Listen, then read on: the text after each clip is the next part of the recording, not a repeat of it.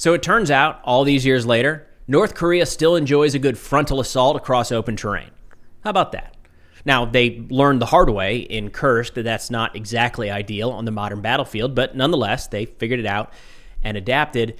And now that Russia and North Korea have publicly acknowledged that North Korean troops are taking part in the war, we're starting to get a lot more footage that I'll play throughout today's video and details of the training, how the troops were utilized, their effectiveness in combat, and casualty rates. So let's dive in with the Russian perspective of how the Koreans were used in the war. Starting with Colonel Kassad, a Russian mill blogger, he says, quote, "The Korean fighters had two features: high physical training and high marksmanship training. It's no secret that North Koreans, due to the peculiarities of life in their country, are physically developed and accustomed to living in harsh conditions, which cannot be said about their southern counterparts." I did see a lot of different accounts from the Russians praising the physical fitness of the North Koreans, saying the big benefit there is that they could train for hours upon hours upon hours every day. And it sounds like the comparison is, they're starting to get maybe not the best of the best in Russia, people that aren't in great physical shape or injured, and they're not able to conduct 8 hours of training in a given day without kind of breaking down. So that was something that across the board, I saw a lot of Russians celebrating and praising. They say, as for marksmanship training, a huge amount of time is devoted to it in Korea, and for almost any private Kim, the Kalashnikov is almost native. So the Korean comrades, having understood what was happening, began to shoot down almost all of the drones in the area. Both the Ukrainian armed forces got it, and let's face it, ours too. At one point, the guys even tried to change their flight route so as to not fall under the watchful eye of a Korean soldier, because the number of drones shot down had already begun to go off the scale. So the North Koreans were shooting down anything in the sky, which I get it, right? It probably takes a while to understand which drones are friendly and which ones are not. And I guess when they were in the second or third lines back from the front, they just weren't playing any games. They were dropping everything they saw. And we actually do have some footage of the North Koreans going through counter-drone training, which has to have been probably one of the biggest changes when they came into this. And the Russians talk about how they didn't start from scratch because these were soldiers. But the drone aspect of this, no doubt, is one of the biggest things they had to learn.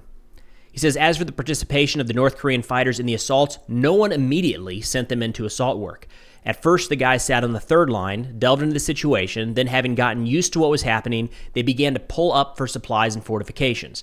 So slowly moving from the third line, kind of the rear, to the the secondary line of fortifications, again in Kursk, and then to the front line of contact and actually taking part in combat operations. That last piece, actual combat operations, limited footage right now. The ones that I've seen so far looks a little too staged, a little too clean, and not seeing any actual Ukrainian soldiers firing back. So maybe that footage is yet to come out. They say only after that the Korean comrades asked for assault work. By trial and error, they determined the tactics of taking into account what was actually happening on the ground.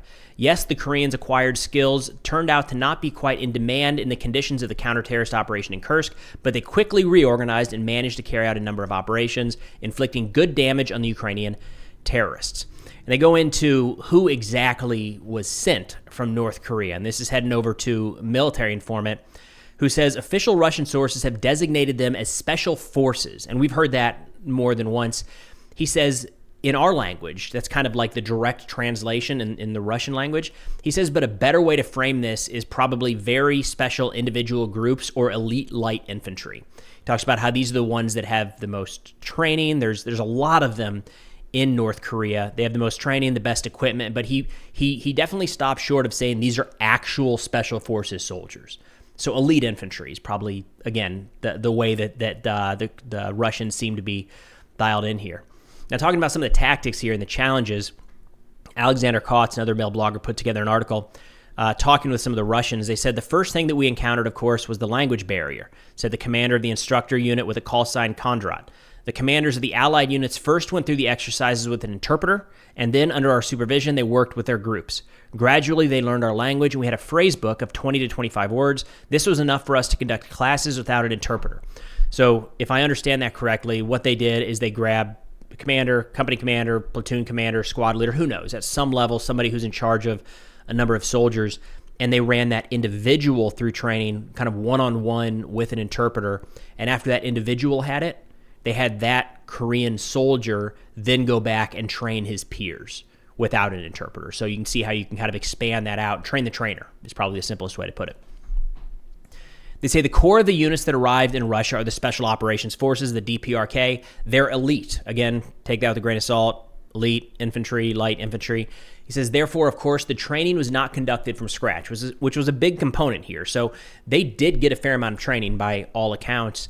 But even that, we're hearing reports of some Russian soldiers with 2-3 weeks training max before they're being sent off to the front. And the issue there is you're talking about a civilian like learning everything, like how to put on the uniform, how to march, how to take orders, all the way to actual combat operations. You just straight can't learn that in 2 to 3 weeks. With the North Koreans, it sounds like they were really kind of teaching them basic Russian language to be able to communicate with the Russian forces, and then specific tactics, TTPs, from the current fight. They say the hardest thing was to explain to the Korean commanders the futility of assault operations with large forces. The Allies wanted to attack beautifully on a broad front, not even using platoons, but companies. But already during real combat operations, they quickly realized that they would not win very much this way, and on the move, they reorganized into small groups, which demonstrated the result. And this stood out to me because we do have some footage that I'll play here that was allegedly showing a North Korean assault across open terrain. We've talked about this. I'm not the only one to talk about this, but what stood out was that is very different tactics than we've seen the Russians use for a long time.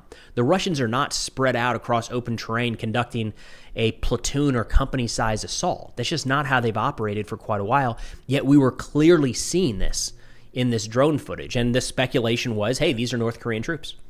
New tactics. That's what we're seeing play out. And here, according to this interview, Alexander Kotz talking to the Russian commanders, that's exactly what played out. They were trying to do these large-scale, open terrain, frontal assaults, and they probably took, the video here shows quite a few casualties in their ranks. Looks like they learned and maybe adapted from there. Now, it wasn't all positive from the Russian side. A couple of interesting pieces here from Igor Gherkin, who said, this is my favorite part because it's across all Russian media right now. He says, I've known this for a long time, for several months. I was just doing my patriotic duty and not sharing anything about it. And I think that was probably true because most people here in the West knew it too. Like it became, we had kind of some hints for a little while, and then it became very, very clear when we started to see, again, the open terrain, the assaults, how these guys were reacting to FPV drones at times. And then, of course, the captured North Korean soldiers was kind of the cherry on top. But what we're seeing from all of these Russian mill bloggers now is across the board saying, no, I knew, guys. I totally knew. I just couldn't. I didn't want to say anything.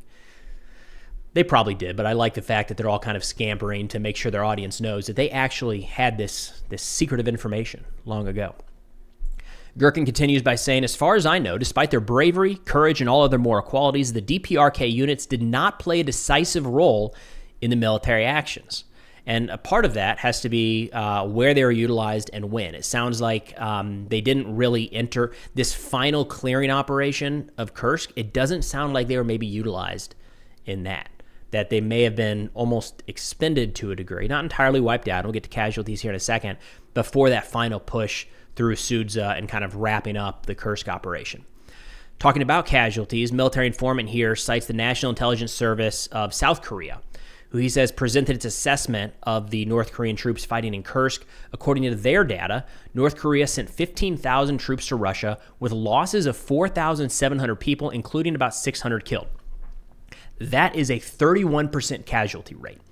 Now, the term combat ineffective is nice and broad, and it depends on the type of unit, it depends on the conflict, depends on the country, all sorts of different circumstances, but it's generally accepted that somewhere between 20 and 40% losses makes a unit combat ineffective.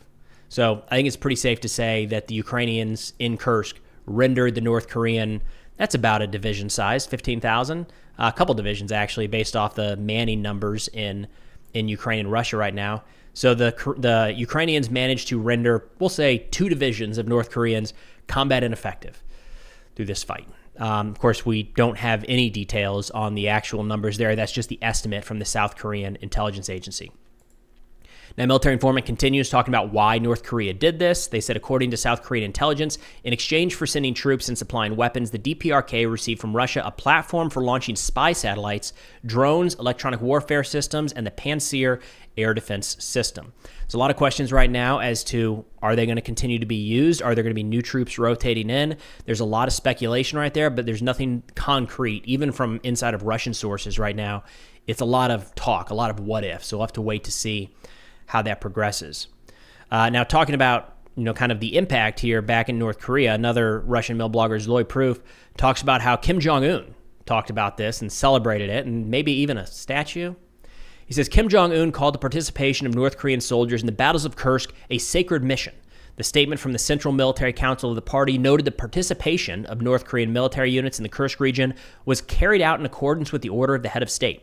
They say, quote, the operation to liberate the Kursk region, aimed at repelling the adventurous armed invasion of Russian territory by the Ukrainian authorities, ended in victory. Kim Jong-un promised that the North Korean army will continue to help Russia. Again, no details on what that looks like. They say Pyongyang will continue to consistently and fully support the sacred cause of the army and people of Russia, and will always remain committed to any actions based on the spirit of the interstate treaty between North Korea and the Russian Federation. And then War Gonzo is actually reporting, get another Russian mill blogger here, that there's a possibility of a monument being erected in Pyongyang to the fallen soldiers in the Kursk operation. This was reported by the Central Military Committee of the Workers' Party of Korea.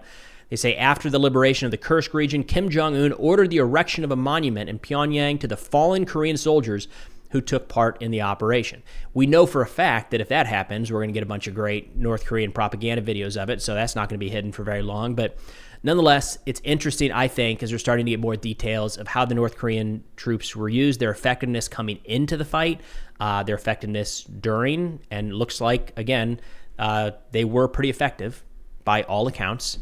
The only person talking kind of down about him at all here really is Igor Girkin. But nonetheless, they did suffer pretty substantial casualties. If we're going with that 31%, maybe that's a little high, maybe it's a little low. Either way, that's a lot of casualties for 15,000 troops moving into a war zone. But either way, I'll put links to all of the sources in the description below if you want to check out these pictures, videos, and statements for yourself. But that's all I got for now. Thanks for watching, and I'll see y'all next time.